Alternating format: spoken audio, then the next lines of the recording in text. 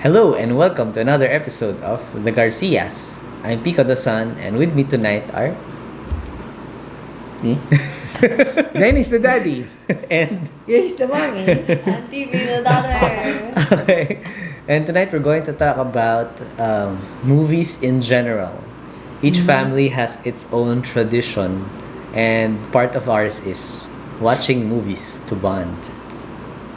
Yeah. Kailan nga ba ito nag-start? Does At anyone home. remember? Movies at home, okay? Watching movies at home. Not in the movie Yeah, house. not in the theater. Yeah, true. So when did this start? Do you guys remember? When we moved here, right? Which was when I was I in think- high school? 11 years ago. Fourth year high school ako nun eh. Yes, When we but I moved. think kahit nasa San Pedro, we used to watch movies Movies. together. I think diba? That's true. Sa basement. Nung San Pedro, we used to go out more to watch movies. Hindi ba? Sa cinema. Siguro kasi walang Tapos ngayon. DVD pa nun. Wala pang Netflix nung Wala time pa na yun. Netflix nun eh. Wala pa tayong cable. Yeah, so parang as early as 2011? 2012? Yes, we moved here 2009. right? 2009. So earlier pa. Yeah. 07, ganun, 06. Ganun. Nun. Yeah. Mga ganun. Kasi, Tippi Yeah. remembers. Yes. No? We wanted to, kasi di ba when we took up the family encounter, it became more entrenched kasi sabi nila we should start family traditions together. Diba? And What's the family encounter, Mom? that's the explain it, please.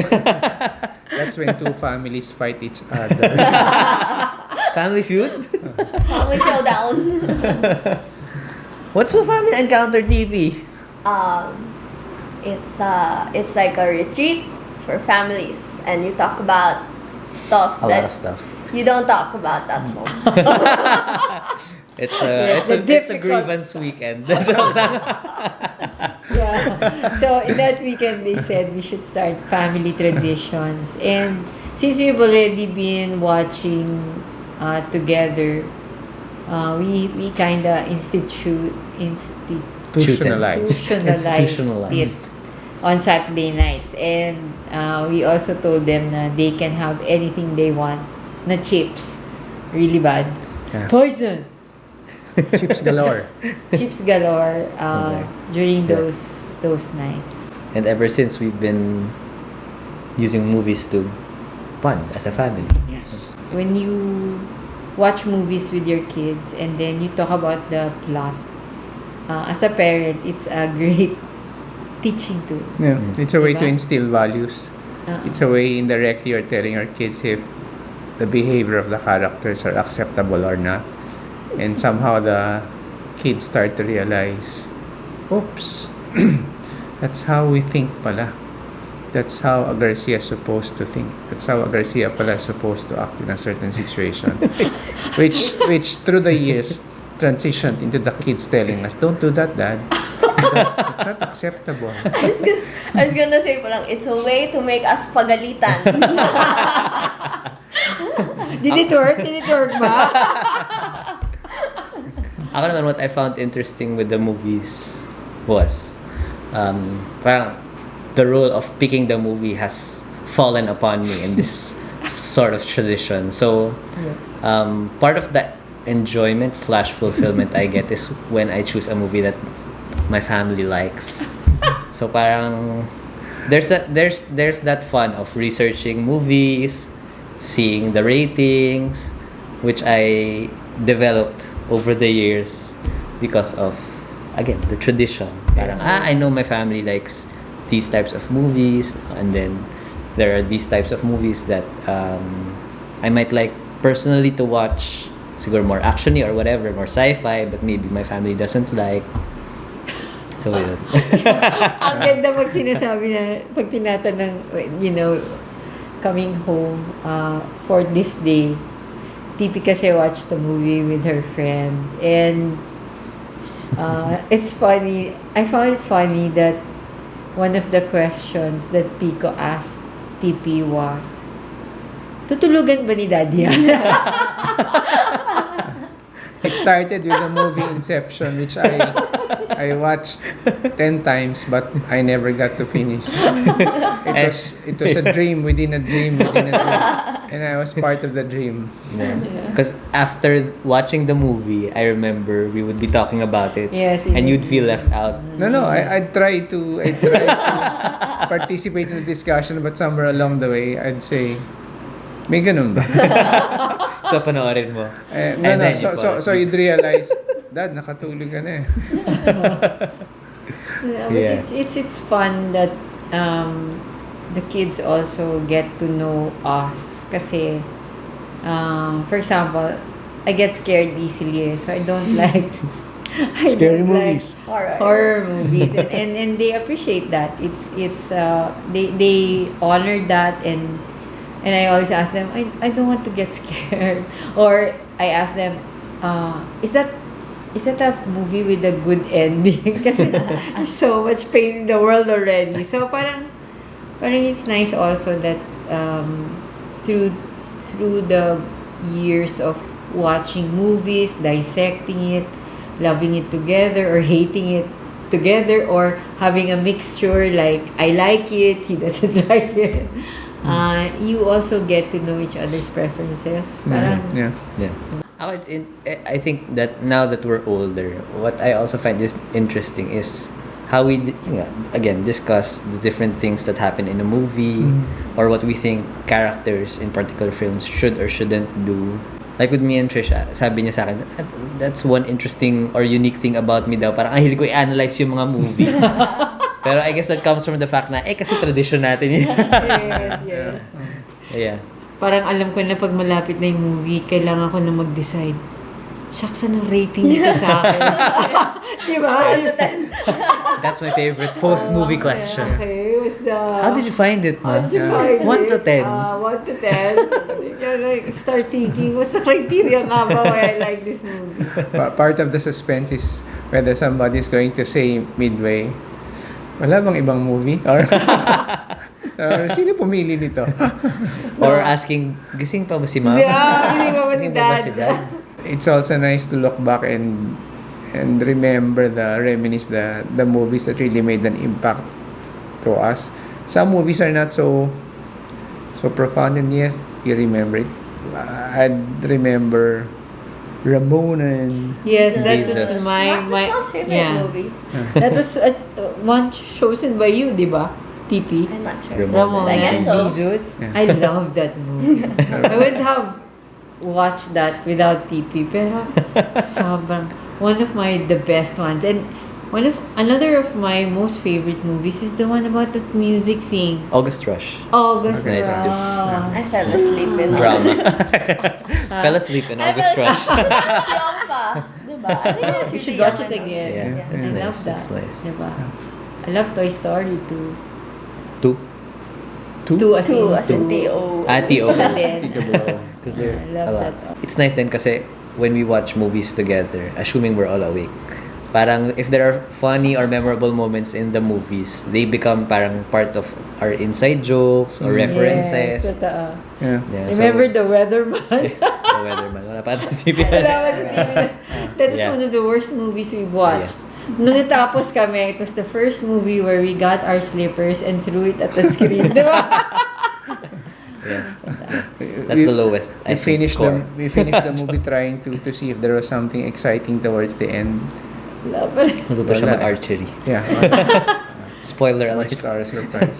The other thing that evolved in our family tradition is was that a year ago or 2 years ago, Tippi and I started watching chick flicks. Yeah! The Filipino chick flicks. I Oh like my gosh, totoo. Because I was- the scooter girl. Yeah, I was watching Lisken, and then Dad was staying beside Tuwa me si lang, Trisha and then there. we watched it. Yes. And the funny thing is, our old dog at that time, Wiley, he was also watching. Oh, doon ko nakilala si Daniel Padilla at saka si Catherine Bernardo. I got that from TV. Some of the movies she watches, grabe, sobrang I tell her, That's not true in real life. But I like that line of Daniel Padilla when he said to somebody, pasensya ka na, hindi maganda ang childhood niya. Tama. Kay Catherine Bernardo. Yeah, Or hindi umakyat ka something sa like- Or exes. bundok. Hindi. Or hindi Iba siya pala yun. minahal, something like that, right? Pasensya ka na, hindi siya minahal Hindi ng bata masaya siya. yung kabataan niya. Something like that. Pagpasensyahan mo na, di ba? It's wonderful that kids can also, that the movies that they choose to watch also makes you understand the world that they live in. Parang, of course, hindi mo naman gusto talagang panoorin. But because it's part of the family tradition and they have watched movies that we liked and they didn't siguro like so much. So, when it's our turn to watch the movies that they do like, you start to get a handle on their world then. Parang the movies that we watch also made us understand each other. Kaya, it's nice to do that. And now that Pico's married and he sometimes comes home when Trisha is on duty, Trisha, we miss you. We still continue the tradition. Even though sometimes we sleep through it, pero okay lang. It's been so much a part of our family na parang wala lang. Pag wala tayong gagawin, movie So, tayo. movie. A movie. Actually, Maganda yung trailer. Ganun. Yeah, the movies also somehow speak of the certain chapter in the lives of the family or the kids. I remember when you guys were starting to like gaming, and then you watch Ready Player One. Ay, that is nice. I like that. I realized. Mom really likes that too. I realized this Yeah, I must like be that Player One. this must be the world that these kids are growing into or getting so involved in. This must be how they are feeling right now. But I also like that movie. Yeah. Mm. Four I like- sisters in a wedding. Yeah. Iba naman Classic. yun. Classic Filipino. Classic Filipino memes. Yeah. I think I like watching movies kasi, like, yeah, most of the time, a lot of us are at home, but like, we're always doing our own stuff. And then when we do watch movies, it's like, no one looks at their phones while they're watching, or, yeah, dad's asleep, but at least he's not doing anything else, or like, I'm not doing anything else. So I like it because it's like a time just for us. Like, it's not something, I guess with other people, kasi even if we would watch movies, I would do other things while doing it. But with our family, it's like, you know, na it's our time to do something together. So I like that because I don't really think we do. Do we do a lot of stuff? We eat together. We eat together. Yan lang. We used to go to the mountains together. Yeah. Bring the dogs out Yeah, together, yeah. right? What happened to us? COVID. I remember one movie I forced you guys to watch. Was a very, very old movie. Actually, the first time it was shown, I think I was in grade 2 elementary. And it was, Ben-Hur. No, it was the field trip of my elder sisters. They were the ones who watched it and they were just telling me the story. I never got to watch it until much later. I saw it in... Actually, I saw it in YouTube. That was Brother, Son, Sister. Oh no, that's the brother, reason. son, sister. Yeah. The story of Saint Francis. and I wanna that be the a phrase beggar. that mommy remembered so much was she was shouting it out after the movie. I want to be poor. wanna be poor. I wanna Snares. be a beggar. Jesus was poor. Snares. And what happened after that was something That made us poor. made us poor. Made us poor, literally. Literally. And when Be I careful was what you Be want. careful what you wish for. and when When we it were happened. asking to the kids to watch it again, they said, no, the last time mommy watched that, she said she wanted to be poor. I don't remember watching that, but I remember getting 300 pesos from that, right? Because you said, you bet I couldn't find a copy online. And I got it. And I got 300 pesos for it. Gcash. Gcash na ba? No, just recently. really? Probably like 2 months ago or Okay. something. We made a bet. I said, I don't think you're going to get a copy of that because I was trying to get a copy of that from YouTube and the old file was taken out. Smart. 5 minutes. When you said, but I can get 300 it. in 5 minutes. Okay. Easy I money. made 300 pesos in 5 minutes. Pati yung age ng mga bata nare-reflect sa movies that we watch. No? And I guess our life has really been richer for all those movies. Thank you, Lord. We wouldn't have spent so much time together then. If not for those Saturday nights. Saturday night movie. Saturday night movies. And I guess for me, I would like to recommend it. It's a great teaching tool. When we If you have didn't the have time. the kids yet, Grace and I would call it the Saturday night snuggle. Ew. Right? Ew. Saturday night movie. Saturday night movie. And it became chips, popcorn, and soft drinks, Ice cream. ice cream, movie time. And aircon time. Yeah. American. Turn on the aircon, parang movie house talaga. And we would usually go into the business of finishing the chips first. Before the movie. Yes, or diba, the first part of the movie, so we wouldn't be bothered as we watched the movie. What's that movie with the bear Jungle necessity? Bears. Jungle Jungle Book. No? Book. Pero That's animated already pa yun. here, VHS pa yun. Yeah, VHS, diba? I remember buying a copy of that from my co-resident, Leslie Abraham. If you're listening, shout out to you. Wow, a shout out. Hello to our 15 subscribers. Because Leslie Abraham is my... Four of which are here! Leslie Abraham, we have the same birthday, that's why I know her. And I remember her selling me that extra Yeah. VHS? VHS. VHS, pa Yeah, yun. VHS, yeah. I recommend starting that considering that as a family tradition. Tradition. If you haven't got one yet, it's a beautiful tool to train kids, to be with kids, and to love each other. It's thank God for Saturday nights. Yeah, it's a subtle way of Making sermon. Making making pagalit. pagalit.